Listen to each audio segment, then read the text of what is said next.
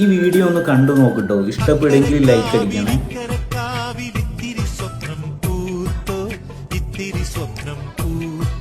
സ്നേഹക്കൊതുമ്പിൽ തൊട്ടുതുഴഞ്ഞു വന്നോ ദേവകുമാരൻ, വന്നോ ദേവകുമാരൻ. നാമറിയാതെ മനമറിയാതെ നാടറിയാതെ വീടറിയാതെ പൂവണിഞ്ഞതേതു തേൻ പുലരി.